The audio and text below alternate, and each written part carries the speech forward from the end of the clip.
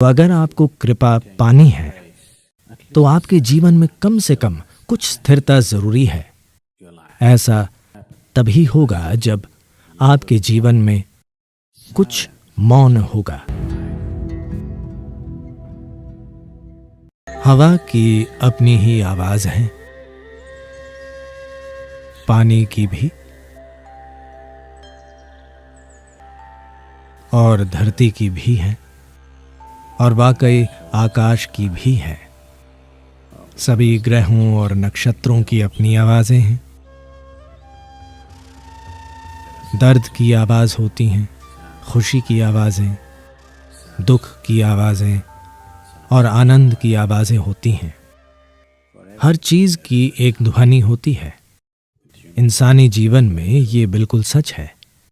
जीवन और मृत्यु दोनों की ध्वनियां होती हैं, यहां तक कि मौन की ध्वनियां होती हैं। तो ध्वनियों का जटिल मेल है। ध्वनि सतह पर है, मौन बुनियाद है। सिर्फ सतह की ध्वनि पैदा करती है। देखिए, पानी सतह से टकराता है और आवाज आ रही है। गहराई में कोई आवाज नहीं होती। जीवन ऐसा ही है।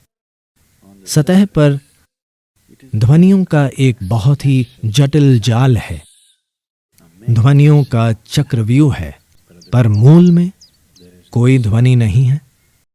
अंग्रेजी भाषा में नो साउंड के लिए कोई शब्द नहीं है।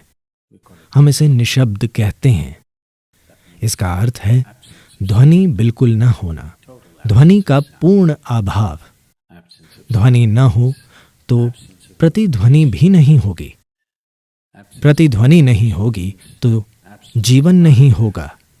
जीवन के नहीं होने से सृष्टि नहीं होगी। सृष्टि न होने का अर्थ है सृष्टा भी नहीं होगा। तो एक स्थान जो सृष्टि और सृष्टा से परे है, एक आयाम जो जीवन और मृत्यु से परे है,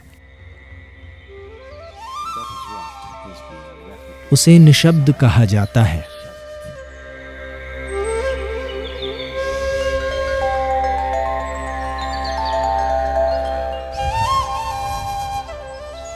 ये किया नहीं जा सकता। आप ये बन सकते हैं।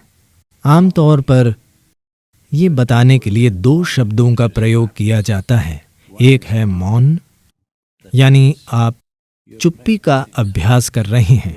आप चुप नहीं हैं, आप मुंह बंद करके चुप हो गए हैं। ये निशब्द नहीं है। मौन यानी चुप्पी का अभ्यास करना।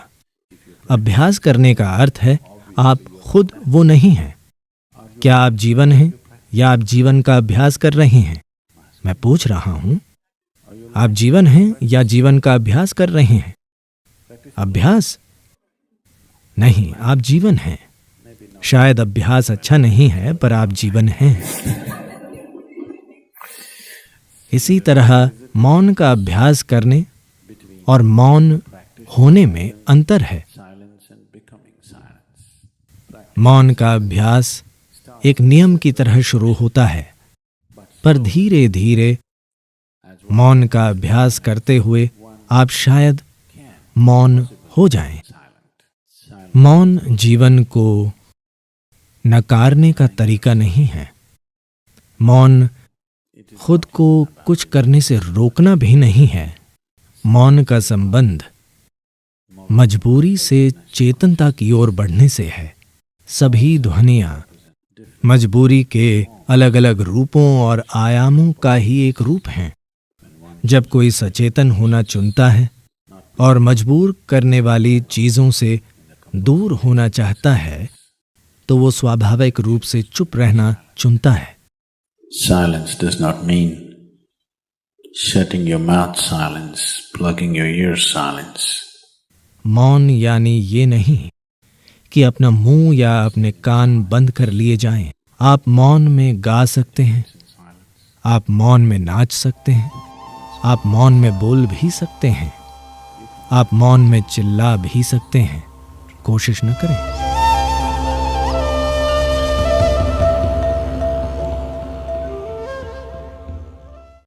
तो तो मौन होने या बन जाने की इस संभावना का एक अर्थ है स्थिर हो जाना, पूरी तरह से स्थिर हो जाना। स्थिरता कई तरीकों से पाई जा सकती है। इस शरीर को और इस मन को स्थिर करने के लिए कुछ कोशिश जरूरी है। Take some effort. अगर कोई बस आनंदित है तो वो स्थिर हो जाएगा, वरना उसे कदम दर कदम काम करना होगा इस शरीर को बिल्कुल स्थिर करने के लिए। ज्यादातर लोग एक ही जगह पर शरीर को रोक नहीं पाते, वे हमेशा हिलते डुलते रहते हैं। All the time in moment. As it is said, a man is ill only because he does not know how to be still. कहा जाता है कोई अस्वस्थ है बस इसलिए क्योंकि वो अस्थिर है, क्योंकि स्थिरता में आप सृष्टि से परे के आयाम से जुड़ जाते हैं। उसके संपर्क में आने पर बीमारी जैसा कुछ नहीं होता। मेरे यहाँ बैठ बैठ अगर शरीर सड़कर गिर जाए तब भी बीमारी नहीं होगी।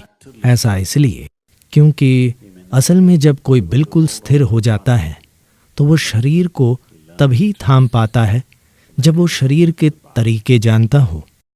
तो मैं स्थिर क्यों हो जाऊं? क्या मैं अपना शरीर खो दूंगा? वैसे भी आप अपना शरीर खो देंगे। जब शरीर को खोने का समय आएगा, यदि आप इसे गरिमा से छोड़ना चाहते हैं तो आपको कम से कम थोड़ा स्थिर होना होगा। तो अगर आपको कृपा पानी है तो आपके जीवन में कम से कम कुछ स्थिरता जरूरी है। ऐसा तभी होगा जब आपके जीवन में कुछ मौन होगा। अगर अभी नहीं हो पा रहा तो कम से कम थोड़ा सा मौन का अभ्यास 1 घंटे में अगर आप अभी 1573 शब्द बोल रहे हैं, कितने शब्द मां? तो आप जितने भी शब्द बोल रहे हैं वही बातें 50% कम शब्दों के साथ कहने की कोशिश करें। अचानक आप हर चीज के प्रति बेहद सचेत हो जाएंगे। फिलहाल मौखिक दस्त हो रहा है 1573 यानी दस्त, ठीक है। अब अगर आपको आधे शब्दों में वही बातें कहनी हो तो बहुत सचेत रहना होगा, वरना आप नहीं कह पाएंगे। बस कोशिश करके देखें। कल एक दिन 1 घंटे में आमतौर पर आप जितने शब्द बोलते हैं उसे आधा कर दें। अपनी गतिविधियां कम न करें, वही बातें कहें, लेकिन आधे शब्दों में पूरी दुनिया कितनी अच्छी हो जाएगी। दुनिया अद्भुत हो जाएगी अगर कल हर कोई ऐसा करे तो। कई शादियां भी बच जाएंगी।